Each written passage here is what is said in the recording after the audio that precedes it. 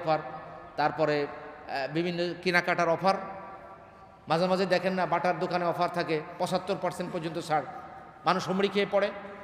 আমার এক মুসল্লি কানাডা থেকে ফোন করেছেন, গতকাল রাতের 1টা থেকে আমি সিরিয়াল ধরছি, আগামীকাল দিবে এখানে 70% 80% ছাড়ে বিভিন্ন বড় বড় টিভি, কম্পিউটার, মনিটর বিভিন্ন কিছু বিক্রি হচ্ছে, বড় একটা কোম্পানি ছাড় দিয়েছে।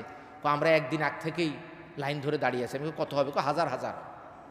তো অফার নেওয়ার জন্য মানুষ কি করে? লাইন ধরে। আপনি অফার নিচ্ছেন, লাইলাতুন নিসফি মিন শাবানে আপনার গুনাহ মাফ হয়ে যাবে, গুনাহ মাফের অফার। রমাদানে সিয়াম রাখলে গুনাহ মাফ হয়ে যাবে, উজু করলে গুনাহ মাফ হয়ে যাবে, মুসাফা করলে গুনাহ মাফ হয়ে যাবে। এগুলো ছোট ছোট অফার। বড় অফার দেখেন আল্লাহ দিচ্ছে। সবচাইতে বড় অফার কার হাতে? আল্লাহর হাতে। রাসূল দিয়েছেন ছোট ছোট কুচু কুচু অফার, কুচু অফার দিয়েছেন রাসূল, আর আল্লাহ দিয়েছেন বাম্পার অফার।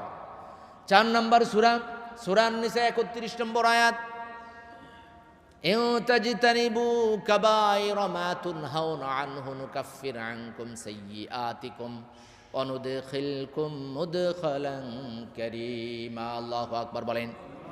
আল্লাহ রাব্বুল আলামিন বলেন, তোমাদেরকে যে বড় বড় গুনাহ থেকে বিরত থাকার জন্য আমি বলেছি, অর্থাৎ কবিরা গুনাহ থেকে বিরত থাকার জন্য যে বলেছি, এটা থেকে যদি তোমরা বিরত থাকো, ছোট গুনাহ আমি আল্লাহ নিতেই মাফ করে দেব। সুবহানাল্লাহ।